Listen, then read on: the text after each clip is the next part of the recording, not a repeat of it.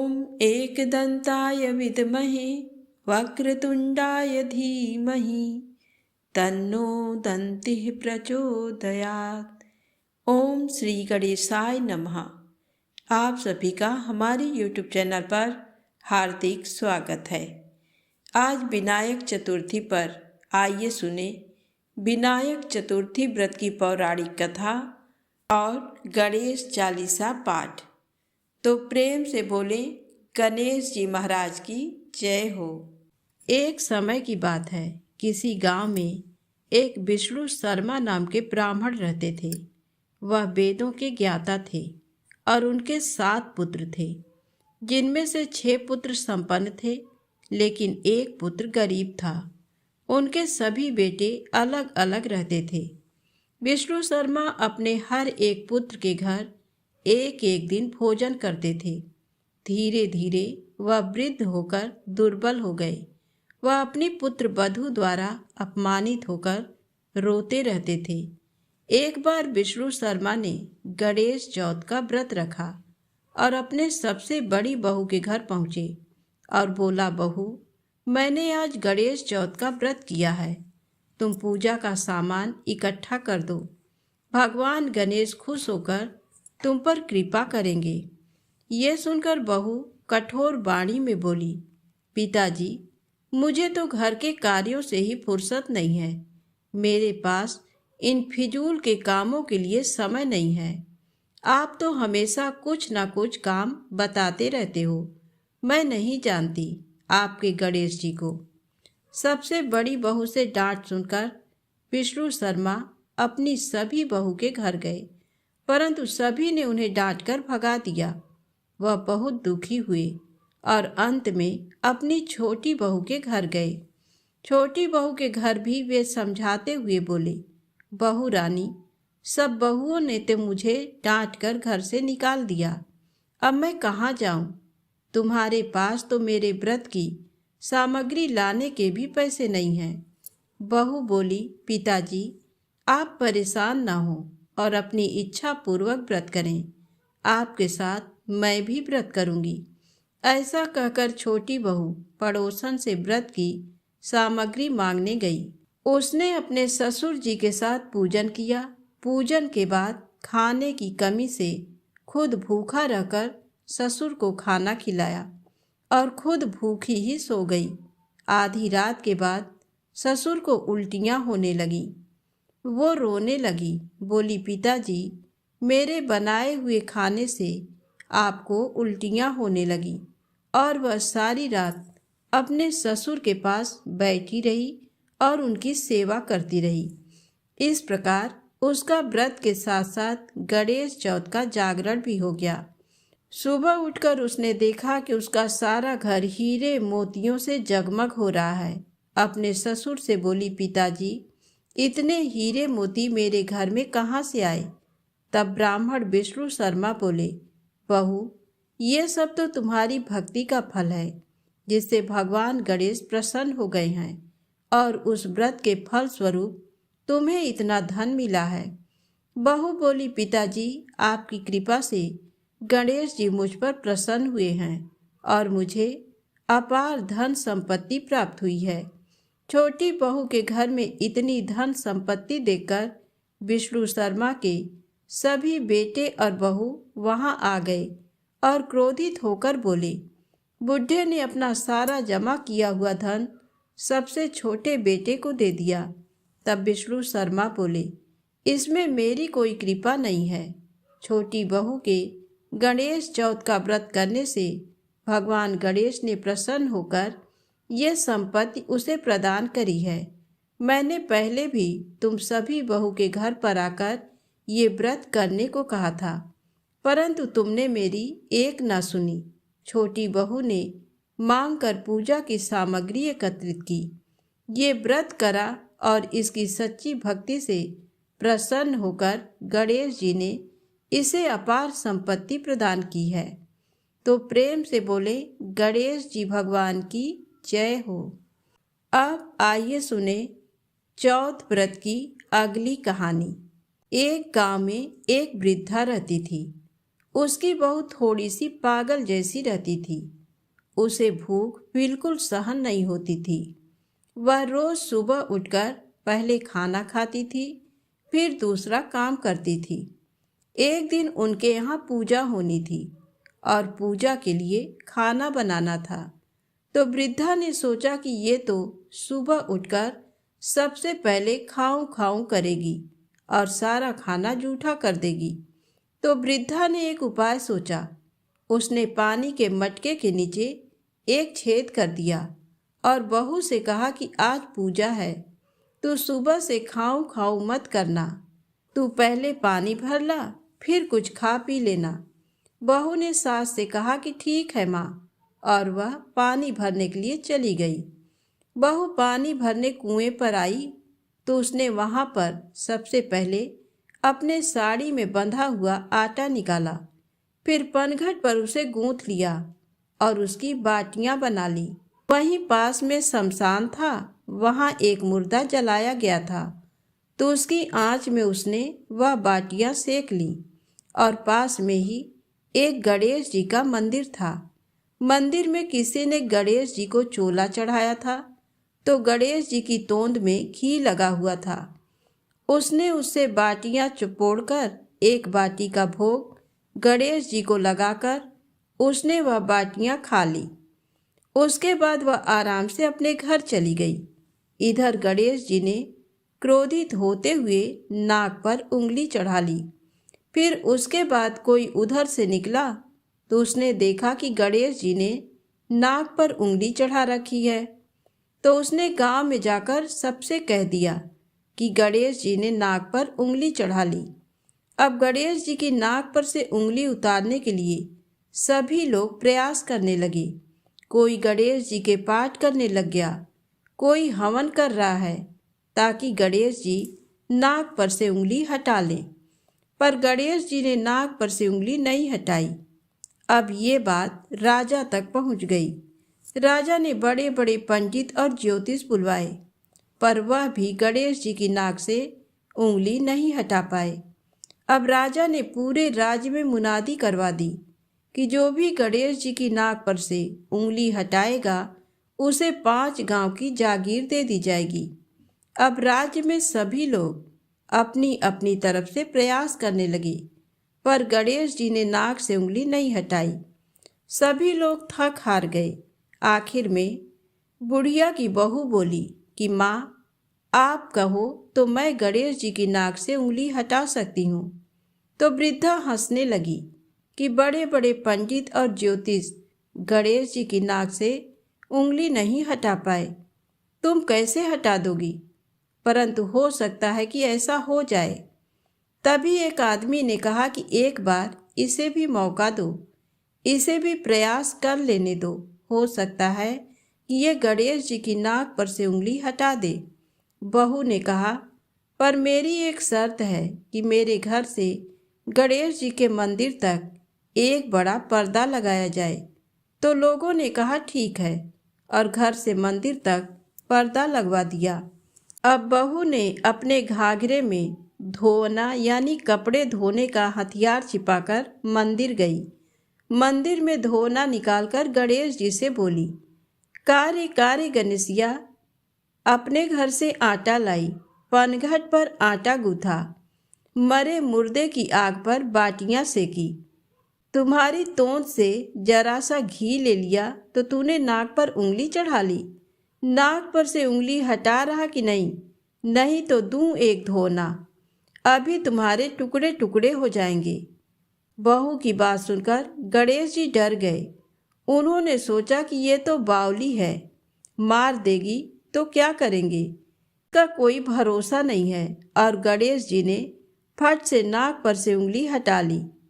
पूरे गांव में वृद्धा की बहू की जय जयकार होने लगी कि बुढ़िया की बहू ने गणेश जी की नाक से उंगली हटवा दी।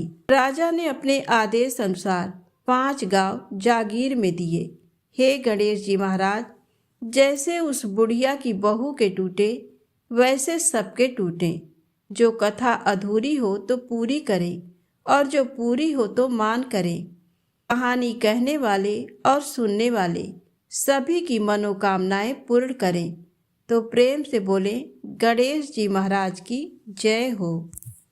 आइए सुने बहुत ही रोचक कथा, हाथी का शीश ही श्री गणेश जी को क्यों लगा।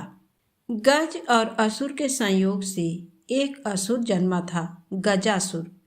उसका मुख गज जैसा होने के कारण उसे गजासुर कहा जाने लगा। गजासुर शिव जी का बड़ा भक्त था और शिव जी के बिना अपनी कल्पना ही नहीं करता था। उसकी भक्ति से भोले भंडारी गजासुर पर प्रसन्न हो गए और वरदान मांगने को कहा। गजासुर ने कहा, प्रभु आपकी आराधना में कीट पक्षियों द्वारा होने वाले विघ्न से मुक्ति चाहिए, इसलिए मेरे शरीर से हमेशा तेज अग्नि निकलती रहे, जिससे कोई मेरे पास न आए और मैं निर्विघ्न आपकी आराधना करता रहूं। तब महादेव ने गजासुर को उसका मनचाहा वरदान दे दिया। गजासुर फिर से शिव जी की साधना में लीन हो गया। हजारों साल के घोर तप से शिव जी फिर प्रकट हुए और कहा, तुम्हारे तप से प्रसन्न होकर मैंने तुम्हें मनचाहा वरदान दिया था। मैं फिर से प्रसन्न हूँ, बोलो अब क्या मांगते हो। गजासुर कुछ इच्छा लेकर तो तप कर नहीं रहा था, उसे तो शिव आराधना के सिवा और कोई काम पसंद ही नहीं था। लेकिन प्रभु ने कहा कि वरदान मांगो, तो वह सोचने लगा। गजासुर ने कहा, वैसे तो मैंने कुछ इच्छा रखकर तप नहीं किया, लेकिन आप कुछ देना ही चाहते हैं तो आप कैलाश छोड़कर मेरे उदर यानी मेरे पेट में ही निवास करें। भोले भंडारी गजासुर के पेट में समा गए। माता पार्वती ने उन्हें खोजना शुरू किया, लेकिन वह कहीं मिले ही नहीं। उन्होंने विष्णु जी का स्मरण कर शिव जी का पता लगाने को कहा। श्री हरि ने कहा, बहन आप दुखी ना हो, भोले भंडारी से कोई कुछ भी मांग ले तो दे देते हैं। वरदान स्वरूप वह गजासुर के उदर में वास कर रहे हैं। श्री हरि ने एक लीला की। उन्होंने नंदी बैल को नृत्य का प्रशिक्षण दिया और फिर उसे खूब सजाने के बाद गजासुर के सामने जाकर नाचने को कहा।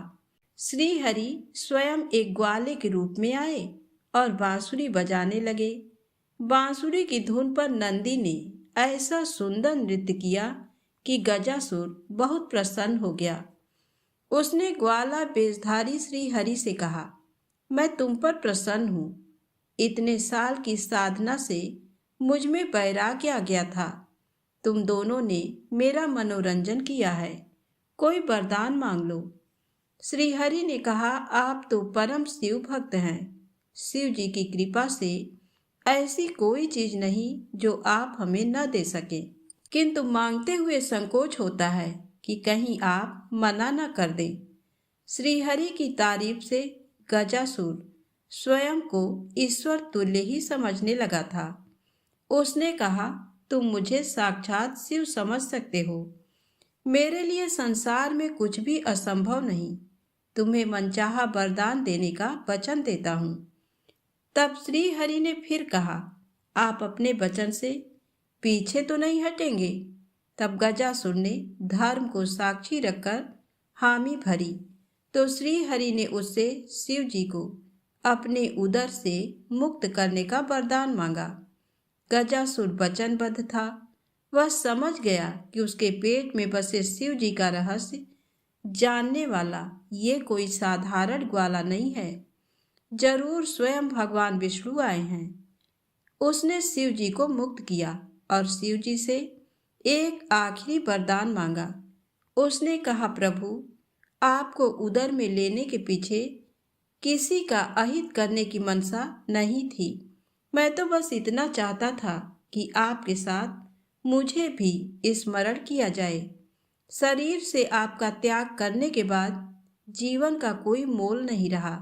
इसलिए प्रभु मुझे वरदान दीजिए कि मेरे शरीर का कोई अंश हमेशा आपके साथ पूजित हो।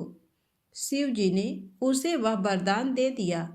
श्री हरि ने कहा, गजासुर तुम्हारी शिव भक्ति अद्भुत है, शिव आराधना में लगे रहो। समय आने पर तुम्हें ऐसा सम्मान मिलेगा जिसकी तुमने कल्पना भी नहीं की होगी। जब गणेश जी का शीश धड़ से अलग हुआ तो गजासुर के शीश को ही श्री हरि काट लाए और गणपति के धड़ से जोड़कर जीवित किया था। इस तरह वह शिव जी के प्रिय पुत्र के रूप में प्रथम आराध्य हो गया। तो प्रेम से बोले गणेश जी महाराज की जय हो। अब आइए सुने संकष्टी गणेश चतुर्थी की अगली पौराणिक कथा। कथा के अनुसार एक बार इंद्र समेत सभी देवतागण भगवान शिव के पास अपने संकटों को दूर करने की प्रार्थना लेकर पहुँचे। तब भगवान शिव के दोनों पुत्र कार्तिकेय और गणेश जी वहीं मौजूद थे। तब भगवान शिव ने उन दोनों से पूछा कि कौन सबसे पहले देवताओं की विपदा को दूर कर सकता है। तो दोनों ने ही कहा कि वे सक्षम हैं। तब भगवान शिव को एक युक्ति सूझी। उन्होंने अपने दोनों पुत्रों से कहा कि इसके लिए पहले परीक्षा देनी होगी। शिव जी ने कहा कि जो सबसे पहले इस पृथ्वी की परिक्रमा करके हमारे पास आ जाएगा उसे ही देवताओं का संकट दूर करने के लिए भेजा जाएगा। परीक्षा की बात सुनकर भगवान कार्तिकेय अपने वाहन मयूर पर सवार हो गए और पिता से आज्ञा लेकर पृथ्वी की परिक्रमा के लिए निकल पड़े। उधर गणेश जी बड़े ही सोच में पड़ गए कि उनका वाहन तो मूषक है, इससे पूरी पृथ्वी की परिक्रमा संभव नहीं है। तब गणेश जी के मन में एक विचार आया। वे झट से अपने स्थान से उठे। फिर वे हाथ जोड़कर अपने पिता भगवान शिव और माता पार्वती की 7 बार परिक्रमा किए। उसके बाद अपने स्थान पर आकर बैठ गए। सभी देवी देवता ये देखकर आश्चर्य में पड़ गए। कुछ समय बाद कार्तिकेय जी पृथ्वी की परिक्रमा करके कैलाश पर आए और स्वयं को विजेता घोषित करने लगे। इसी बीच शिव जी ने गणेश जी से पूछा कि तुमने पृथ्वी की जगह अपने माता पिता की परिक्रमा क्यों की। इस पर गणेश जी ने कहा कि माता पिता के चरणों में ही समस्त लोक बसता है। छोटे पुत्र का उत्तर सुनकर शिव जी बड़े प्रसन्न हुए। उन्होंने गणेश जी को देवताओं का संकट दूर करने के लिए भेजा। महादेव ने गणेश जी को वरदान दिया कि जो भी व्यक्ति चतुर्थी के दिन तुम्हारी पूजा करके रात्रि में चंद्रमा को अर्घ्य देगा उसके सभी पाप मिट जाएंगे, विपदाएं दूर होंगी और समस्त मनोकामनाएं पूरी होंगी। जीवन में सुख और समृद्धि में वृद्धि होगी। इस व्रत कथा को पढ़ने के बाद गणेश जी से प्रार्थना करें कि हे गणेश जी महाराज, आप हमारे संकटों को दूर करके जीवन में सुख और समृद्धि दें। तो प्रेम से बोलें गणेश जी महाराज की जय हो। अब आइए सुने चौथ माता की पौराणिक कथा। एक बार एक शहर में एक व्यापारी रहा करता था। व्यापारी बहुत ही आलसी किस्म का इंसान था। उसके पास उसके दादा परदादा की कमाई हुई दौलत उसको विरासत में मिली थी, जिसके कारण वह व्यापारी कोई काम धंधा नहीं किया करता था। व्यापारी का एक बेटा था जो व्यापारी की तरह काम धंधा नहीं करता था और बहुत आलसी था। व्यापारी ने अपने बेटे का विवाह एक अच्छी, सुंदर और सुशील कन्या से किया था। विवाह होने के बाद भी व्यापारी का बेटा कुछ नहीं करता था। वह घर पर आलसी बना पड़ा रहता था। व्यापारी के बेटे की पत्नी जब भी बाहर कूड़ा फेंकने के लिए जाती थी, तब उससे उसके पड़ोस में रहने वाली महिला उससे पूछती थी कि आज तुमने खाने में क्या खाया। पड़ोसी महिला की बात सुनकर व्यापारी के बेटे की पत्नी उस महिला से कहती है कि मैंने आज खाने में ठंडी ठंडी और बासी रोटी खाई है, और वह ये बोलकर अंदर आ गई।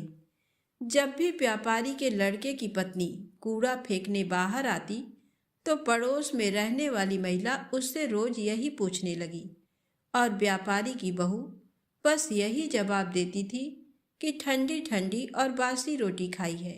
एक दिन अचानक से जब व्यापारी के लड़के की पत्नी कूड़ा फेंकने के लिए बाहर आई, तब पड़ोस में रहने वाली महिला ने उससे पूछा कि आज तुमने खाने में क्या खाया। तब लड़के की पत्नी ने बताया कि ठंडी ठंडी बासी रोटी खाई है।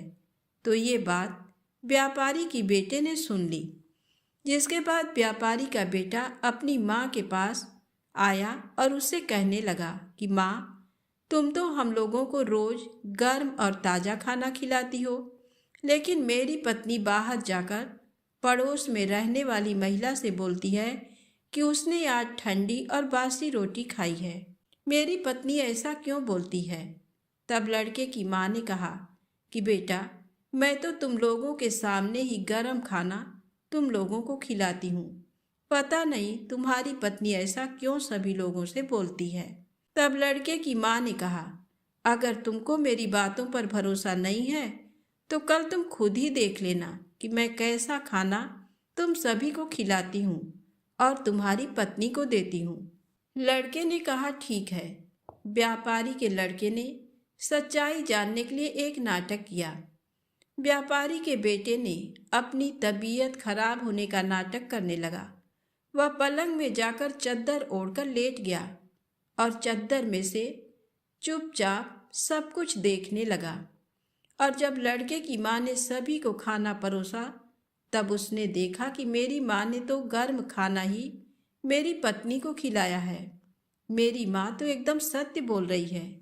जैसे ही उसकी पत्नी खाना खाकर उठी तो वह लड़का अपनी पत्नी के पीछे पीछे गया और उसने देखा कि जब उसकी पत्नी कूड़ा फेंकने के लिए बाहर गई है, तब पड़ोस में रहने वाली महिला ने उससे एक बार फिर से वही पूछा कि आज तुमने खाने में क्या खाया है। जिसके बाद उसकी पत्नी ने एक बार फिर से उस पड़ोसी महिला को वही बताया जो वह हर बार बताती आई थी कि आज मैंने ठंडी और बासी रोटी खाई है। अपनी पत्नी की ये करतूत देखकर उसने अपनी पत्नी से कहा कि मेरी माँ तो तुम्हें रोज गर्म खाना ही खिलाती है, तो तुम पड़ोसी को क्यों बोलती हो कि वह तुमको ठंडा और बासी खाना खिलाती है। लड़के की पत्नी बहुत बुद्धिमान और चालाक थी। उसने अपने पति को समझाया कि ना तो आप बाहर जाकर पैसे कमाते हो और ना ही आपके पिताजी बाहर जाकर पैसे कमाते हैं। ये तो आपके पिताजी को विरासत में मिले धन की रोटी है। अगर आप लोग अभी भी नहीं समझेंगे तो एक दिन सारा धन खत्म हो जाएगा और घर में खाने के लिए रोटी तक नहीं मिलेगी। लड़के को अपनी पत्नी की बात सुनकर समझ में आ जाता है कि वह सही बोल रही है। अगर मैंने अभी धन नहीं कमाया तो आगे बहुत बड़ी दिक्कत हो सकती है। जिसके बाद लड़के ने ये तय कर लिया कि अब वह पैसा कमाएगा, जिसके लिए व्यापारी के बेटे ने ये तय किया कि वह विदेश जाएगा और विदेश में बहुत सारा धन कमाएगा। व्यापारी का बेटा धन कमाने के लिए विदेश चला जाता है। अपने पति के विदेश जाने के बाद उसकी पत्नी 12 महीने के लिए चौथ माता का व्रत रखने लगती है और धीरे धीरे 12 महीने गुजर जाते हैं। तब चौथ माता और गणेश जी ने उसकी पत्नी की व्रत रखने और पूजा करने से खुश हो जाती हैं। जिसके बाद चौथ माता और गणेश जी ये तय करते हैं कि अब इस कन्या को इसके पति से मिलवा देना चाहिए, क्योंकि 12 महीने गुजर चुके हैं। जिसके बाद चौथ माता और गणेश जी एक बार जब व्यापारी का बेटा विदेश में अपने घर में गहरी नींद में सो रहा होता है, तब उसके सपने में जाकर चौथ माता ने कहा कि तुम अपने घर चले जाओ, तुम्हारी पत्नी तुमको बहुत याद कर रही है और वह तुम्हारा इंतजार कर रही है। लड़के ने चौथ माता से कहा कि मैं यहाँ से कैसे जा सकता हूँ, मेरा यहाँ पर बहुत सारा व्यापार फैला हुआ है और मेरे जाने के बाद इस व्यापार को कौन देखेगा। चौथ माता ने लड़के से कहा कि तुम चिंता मत करो, कल तुम सुबह एक दिए को जलाकर उसको लेकर अपने साथ बैठ जाना। जिन जिन लोगों को तुमको पैसा देना है वह तुमको पैसे दे जाएंगे, और जिन जिन लोगों को तुम्हें पैसा देना है वह तुमसे पैसा ले जाएंगे, और इस प्रकार से तुम्हारा सारा व्यापार एक ही दिन में सिमट जाएगा। व्यापारी के लड़के ने चौथ माता की बात मानकर अगले दिन वैसा ही किया जैसा चौथ माता ने उससे करने के लिए कहा था। उसने अपने हाथ में सूरज दीपक जलाकर बैठ गया, जिसके बाद व्यापारी आए, उसको पैसा दे गए, और जिसको उसे पैसा देना था वह उससे पैसा ले गए, और व्यापारी के लड़के का व्यापार एक ही दिन में सिमट गया। इसके बाद व्यापारी का बेटा अपने घर जाने के लिए निकल पड़ा। थोड़ी दूर चलने के बाद जब व्यापारी का बेटा आधे रास्ते पहुंच गया था, तब उसको रास्ते में एक सांप दिखाई दिया। वह सांप एक जगह जल रही अग्नि के पास जा रहा था, जिसको देखकर व्यापारी के बेटे ने सांप को अग्नि के पास जाने से रोक दिया। व्यापारी के बेटे के ऐसा करने के बाद वह सांप बहुत क्रोधित हो गया। वह कोई और नहीं बल्कि नागराज थे। तभी नागराज ने उस लड़के से कहा कि तुमने ये क्या किया? मैं तो नाग योनि से छुटकारा पाने के लिए जा रहा था, लेकिन तुमने ऐसा होने नहीं दिया। अब मैं तुमको जान से मार दूंगा। जिसके बाद व्यापारी के बेटे ने कहा कि मैं पिछले 1 साल से विदेश में हूँ। मेरी पत्नी मुझे बहुत याद कर रही है और मैं 1 साल बाद अपने घर जा रहा हूँ। आप मुझे अभी छोड़ दीजिए। मैं अपनी पत्नी से एक बार मिल लूँ, तब कल आप मेरे घर आकर मुझे मार दीजिएगा। जिसके बाद नागराज ने व्यापारी के बेटे को जाने दिया और थोड़ी ही देर में अपने घर वह पहुँच गया। लेकिन व्यापारी का बेटा बहुत डरा हुआ था, तो उसकी पत्नी ने पूछा कि आप इतने भयभीत क्यों हैं?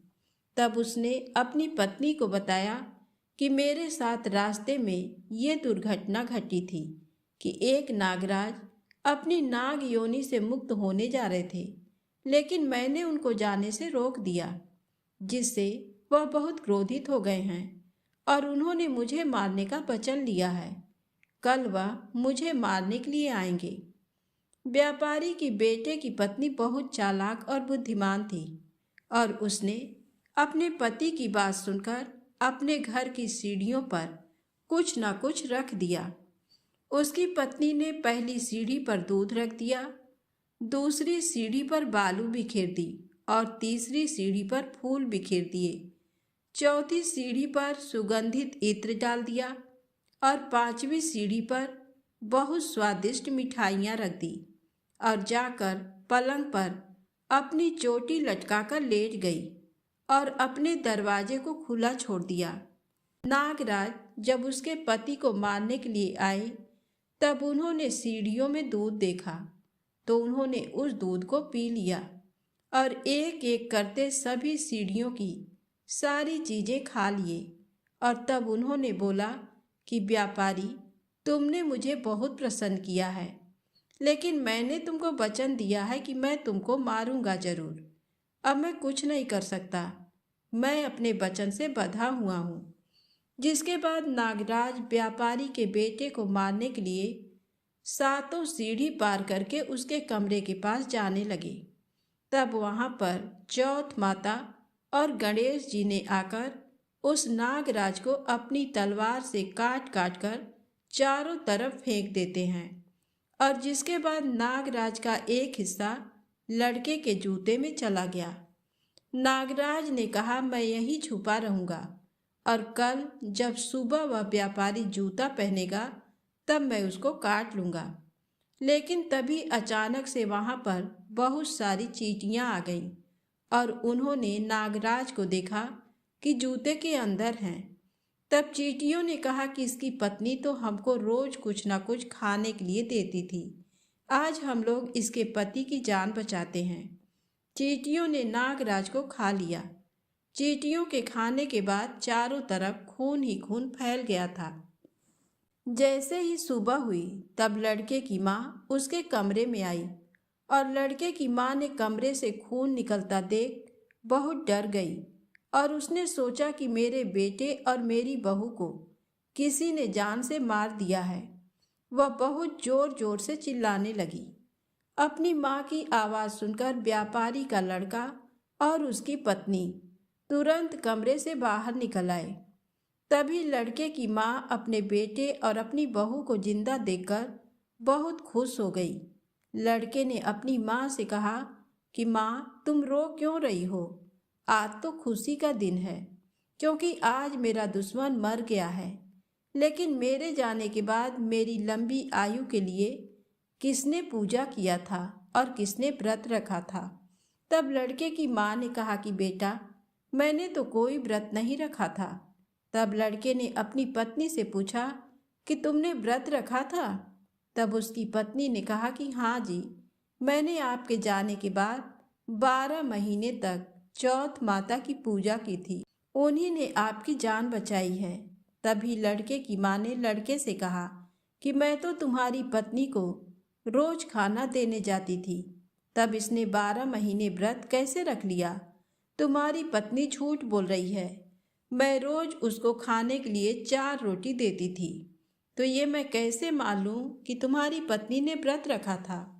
तब लड़के की पत्नी ने बताया कि माँ जी, मैं 1 रोटी गाय माता को खिलाती थी और 1 रोटी जमीन में गाड़ देती थी और 1 रोटी मेहतरानी को देती थी और बची हुई 1 रोटी रात में चंद्रमा को अर्घ देकर खाती थी। लेकिन तभी लड़के की माँ ने कहा, मैं तेरी बातों का विश्वास कैसे मान लूं? जिसके बाद लड़के की पत्नी ने कहा कि माँ जी, आप गाय माता से पूछ लो। जैसे ही गाय माता से पूछा ये बात सत्य है, तो गाय माता बहुत जोर जोर से हंसने लगी और उनके मुंह से पलाश के फूल गिरने लगे, जिससे ये बात सच साबित हुई। और फिर पत्नी ने जमीन खोदकर देखा तो रोटी की जगह सोने की रोटी थी और ये बात भी सच साबित हुई। फिर लड़के की पत्नी ने मेहतरानी से पूछा, उन्होंने हाँ कर दिया। ये बात भी सच साबित हो गई और तभी लड़की की माँ ने मान लिया कि मेरी बहू ने चौथ माता और गणेश जी की पूजा की थी। लड़के ने अपनी पत्नी को धन्यवाद दिया और सभी लोग मिलजुल कर हंसी खुशी रहने लगे। हे चौथ माता, जैसा फल ब्राह्मणी के बेटे को दिया वैसा सभी को देना। कहानी कहने वाले को, कहानी सुनने वाले को, हुंकारा भरने वाले को और पूरे परिवार को देना। एक बार प्रेम से बोलिए गणेश जी महाराज की जय, चौथ माता की जय। चौथ माता की दूसरी कहानी। एक बुढ़िया माई के ग्वालिया बछालिया नाम का बेटा था। बुढ़िया माई अपने बेटे के लिए 12 महीने की चारों चौथ करती थी। बेटा लकड़ी लेकर आता था और दोनों माँ बेटा उनको बेचकर गुजारा करते थे। बुढ़िया माई रोजाना लकड़ी में से 2 लकड़ी रख लेती और चौथ के दिन बेटे से छुपकर बेचकर सामान लाती थी और 5 पुआ बनाती थी। एक पुआ गणेश जी महाराज को, एक चौथ माता को चढ़ाती, एक ब्राह्मण को और एक अपने बेटे को खिलाती थी और एक पुआ खुद खाती थी। एक चौथ के दिन बेटा अपनी पड़ोसन के घर गया। वह पुआ बना रही थी। जब उसने पूछा कि आज क्या है जो पुए बना रखे हैं, तब वह बोली, मैंने तो आज ही बनाए हैं, पर तेरी माँ तो चारों चौथ को पुए बनाती है। उसने जाकर माँ से पूछा, माँ तू रोज पुए बनाती है, मैं इतनी मेहनत से कमाता हूँ। बुढ़िया माई बोली, मैं तो चौथ माता का व्रत करती हूँ। वह बोला कि तू मुझे रख ले या तो तू चौथ माता को ही रख ले। बुढ़िया माई बोली, मैं तो तेरे लिए ही चौथ का व्रत करती हूँ, इसलिए मैं तुझे छोड़ सकती हूँ, पर चौथ माता को नहीं। जब बेटा घर से जाने लगा तो बुढ़िया माई बोली, तू जा रहा है तो मेरे हाथ में से ये आखा लेते जा, जहाँ संकट आए वहाँ ही पूर देना। बेटे ने सोचा बात झूठी है, पर ले चलने में क्या बुराई है। वह चलने लगा और वह थोड़ी दूर पहुंचा ही था कि उसने देखा कि खून की नदी बह रही थी। कहीं से भी रास्ता नहीं मिला, तो आँखा पूर कर बोला कि चौथ माता, अगर तू सच्ची है तो रास्ता हो जाए। ऐसा कहते ही झट से रास्ता मिल गया। आगे गया तो घनघोर अंधेरा उजाड़ फैला हुआ था। उसने मन में सोचा कि मुझे शेर बघेरे खा जाएंगे, इसलिए वह आँखा पूर कर बोला, चौथ माता मुझे रास्ता मिल जाए, और तब जल्दी से रास्ता मिल गया। वह आगे चला गया। जाते जाते एक राजा की नगरी में पहुंचा। वहां का राजा रोजाना एक आदमी की बलि देता था। वह एक बुढ़िया माई के पास गया। वह बुढ़िया माई रोती जा रही थी और पुए बना रही थी। लड़के ने बुढ़िया माई से पूछा कि बुढ़िया माई क्यों रो रही हो? तो बुढ़िया माई ने जवाब दिया कि मेरे एक ही बेटा है जिसकी कल राजा बलि देने वाला है। मैं उसी के लिए पुए बना रही हूँ। वह बोला, बुढ़िया माई अपने बेटे की जगह मुझे पुए खिला दे, मैं उसकी जगह बलि चढ़ने चला जाऊंगा। बुढ़िया माई ने कहा कि मैं दूसरे के पुत्र को कैसे भेज सकती हूँ, लेकिन वह नहीं माना तो बुढ़िया माई ने उसको पुए खिला दिए। अगले दिन जब राजा का संदेश आया तो बुढ़िया माई ने सोचा कि मैं कैसे दूसरे के बेटे को बलि चढ़ने के लिए भेज सकती हूँ, मैं ऐसा नहीं कर सकती। लेकिन बाहर की आवाज़ सुनकर वह जाग गए और राजा के आदमियों के साथ चला गया। वहाँ मटके पकाने का, जिसमें कुम्हार मटके को पकाता है, आवा बना हुआ था, जो एक मनुष्य का भोग लेने के बाद ही उसमें आवा पकते थे। उन सब ने मिलकर सबको आवा में चुन दिया। वह आँखा पूर कर हाथ में बैठ गया। एक दिन में ही आवा पक गया और मिट्टी के घड़े सोने चांदी के बन गए। वहाँ एक जमादारनी झाड़ू लगा रही थी। तब झाड़ू से एक कंकड़ उछलकर उन बर्तनों से जा टकराया। तब जमादारनी ने राजा को जाकर बताया कि आपका आवा तो पक गया है। तब राजा ने सोचा कि आवा तो 8 दिन में पकता है, आज एक ही दिन में कैसे पक गया। जब जाकर देखा तो वहां पर तो मिट्टी के मटके की जगह हीरे मोती और सोने चांदी के कलश हो गए। अंदर से आवाज आई कि धीरे से उतारो, अंदर आदमी है। आवाज को सुनकर राजा के आदमी डर गए कि अंदर कौन सा भूत प्रेत आ गया। फिर वह बोला कि डरो मत, मैं तो सिर्फ एक आदमी हूँ जिसको तुमने अंदर चुना था। देखा तो अंदर हरे हरे जवारे उग रहे थे। राजा ने पूछा कि तू अंदर जीवित कैसे बच गया? तब उसने बताया कि मेरी माँ चौथ का व्रत करती है। जब मैं घर से निकला था तो मेरी माँ ने मुझे आंखें दिए थे। मैं उन्हीं को पूर कर बैठ गया और चौथ माता के कारण बच गया। जब राजा ने कहा कि मैं तेरे को एक घोड़े पर बैठाकर सांकल में बांध देता हूँ, यदि वह सांकल खुलकर मेरे बन जाएगी तो मैं चौथ माता को सच्ची मान लूँगा। तब वह आंखें पूर कर बैठ गया और चौथ माता से कहने लगा, हे चौथ माता, अब तुम ही मेरी लाज बचाना। तब सांकल खुलकर राजा के बंध गई। राजा ने अपनी बेटी की शादी उस लड़के से कर दी और बहुत सा धन दौलत देकर विदा किया। पड़ोसन बोली कि माई तेरे बेटे बहू आए हैं। जब छत पर चढ़कर देखा तो सच में बहू बेटे आ रहे थे। हे चौथ माता, जैसे आपने बुढ़िया और उसके बेटे पर कृपा बनाई वैसे सभी पर कृपा बनाना। प्रेम से बोले गणेश जी महाराज की जय हो, चौथ माता की जय हो। आप आइए सुने गणेश जी की पूजा की महिमा और गणेश चालीसा पाठ। प्राचीन समय की बात है। एक बड़ा गांव था। उस गांव में एक घर के अंदर एक बूढ़ी औरत और उसका पति रहा करते थे। उस औरत के 7 बेटे थे, जिनमें से 6 बेटों का विवाह हो चुका था। 7 बेटों में से एक विदेश में कमाने के लिए गया हुआ था। बाकी बेटे वहीं पर आसपास काम करके अपने घर को चलाते थे। वह बुढ़िया हर सप्ताह बुधवार का व्रत करती थी और हर बुधवार को कुछ न कुछ दान किया करती थी। वह बुधवार का व्रत बहुत सावधानी, पूरे नियम और विधि के साथ किया करती थी। व्रत करते करते बहुत समय बीत गया और उसके व्रत और दान करने के कारण उनकी बहुएं बहुत परेशान हो गईं। इस कारण उसकी बहुएं सभी साथ होकर उसे उस घर से निकालने के बारे में सोचने लगीं और एक दिन उसकी बहुओं ने अपने सास और ससुर को घर से निकाल दिया था। बुढ़िया और उसका पति दोनों ही वहां से चले गए और चलते चलते एक नगर में पहुंचे। वहां पर पहुंचे तो रात हो चुकी थी। दोनों ने सोचा कि अब रात भर यहीं पर आराम करना होगा, इस कारण वे दोनों पास में ही एक पीपल का पेड़ था, वहां पर जाकर आराम करने के लिए रुक गए थे। कुछ समय बीत जाने के बाद बुढ़िया के पति को भूख लगी।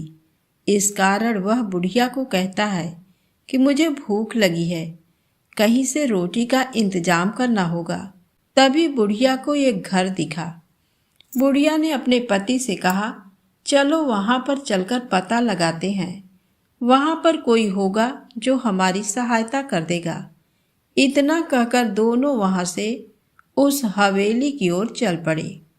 वहां जाकर दोनों ने देखा कि हवेली में ताला लगा हुआ था और साथ में उसके पास चाबी का गुच्छा रखा था।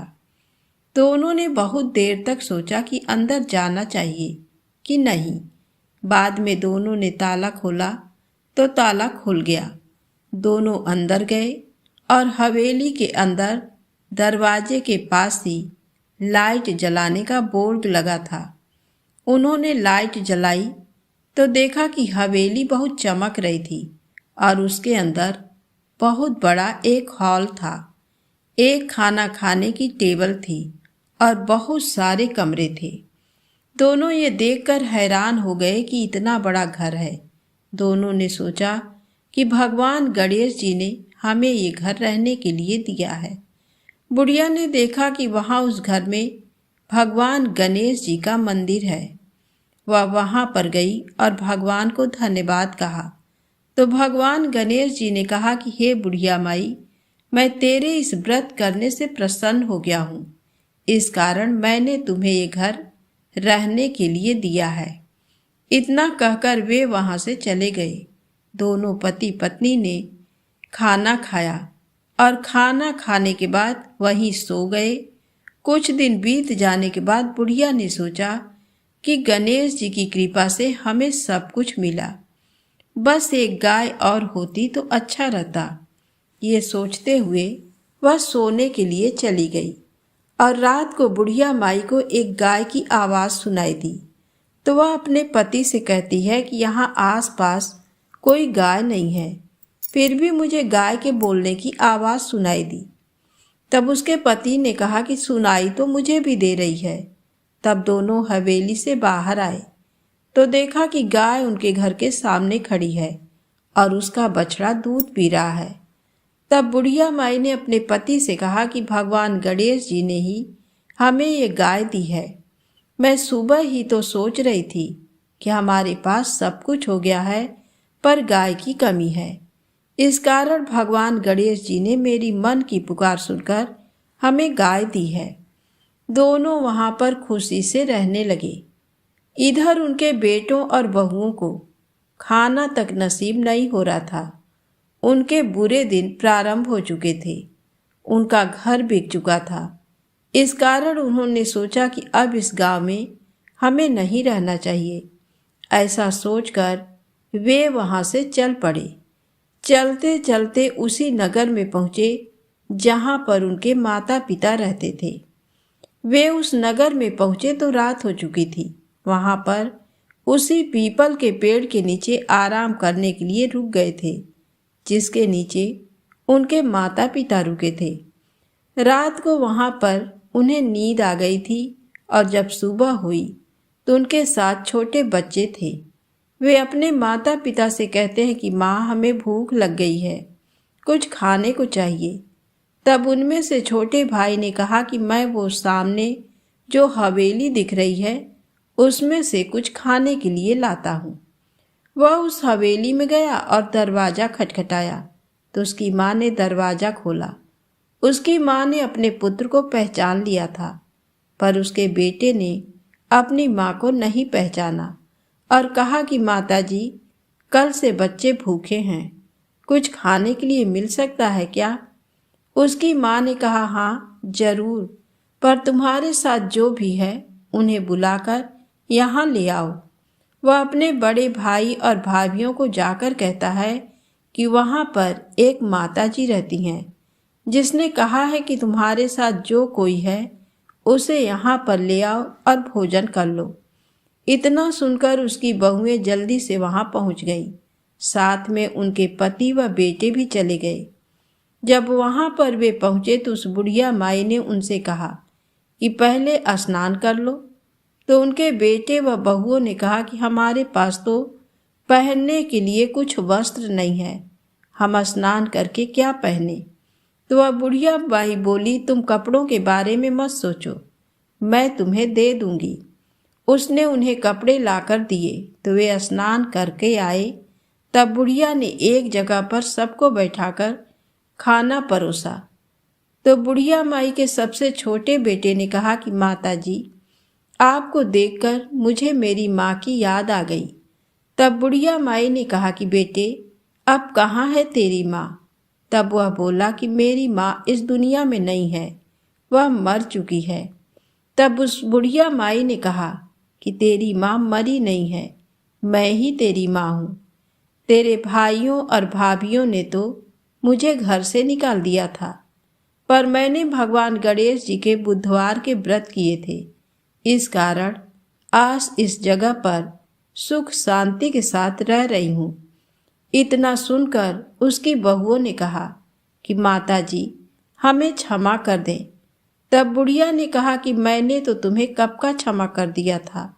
और इस प्रकार भगवान गणेश जी का व्रत करने से सभी की मनोकामना अवश्य ही पूरी होती है और घर में सभी कार्य अच्छे होते हैं।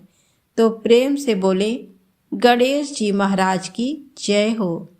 अब आइए सुने गणेश चालीसा पाठ। वक्रतुंड महाकाय सूर्यकोटि समप्रभा निर्विघ्नं कुरु मे देव सर्वकार्येषु सर्वदा। जय गणपति सद्गुण सदन कविवर बदन कृपा विघ्न हरण मंगल करण जय जय गिरिजाला। जय जय जय जय गणपति राजू मंगल भरण करण शुभ काजू। जय गजबदन सदन सुखदाता विश्व विनायक बुद्धि विधाता।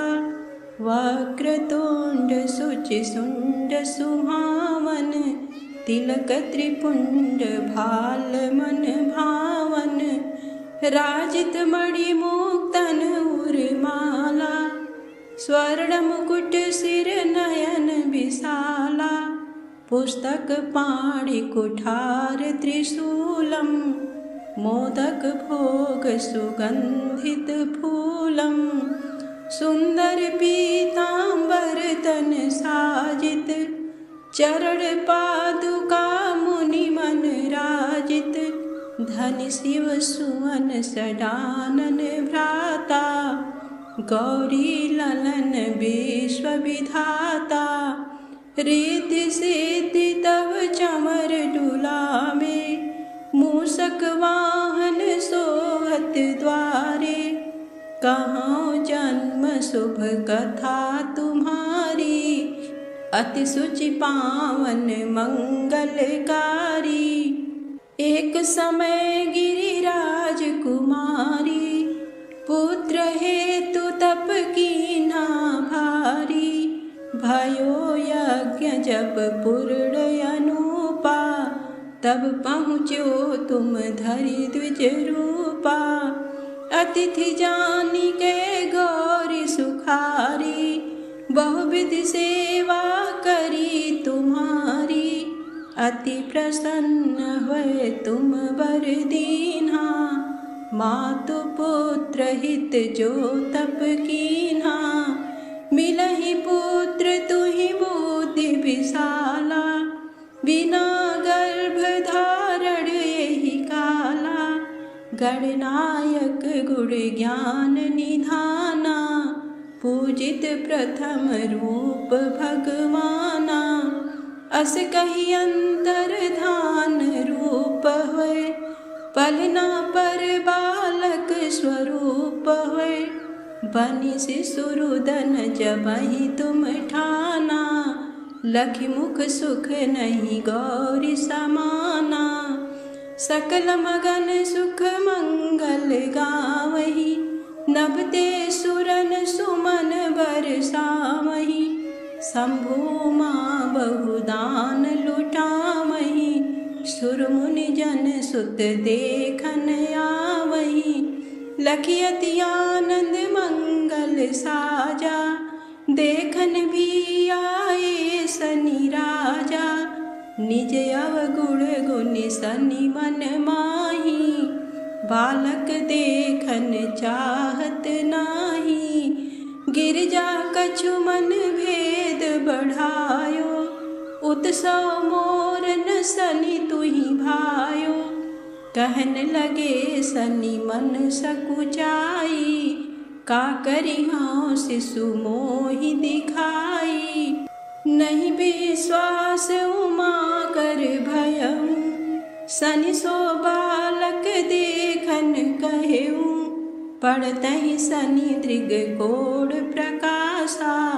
बालक सिर उड़ी गयो आकाशा, गिरिजा गिरी विकल होय धरड़ी। सो दुख दशा गयो नहीं वरड़ी, हाहाकार मच्यो कैलासा।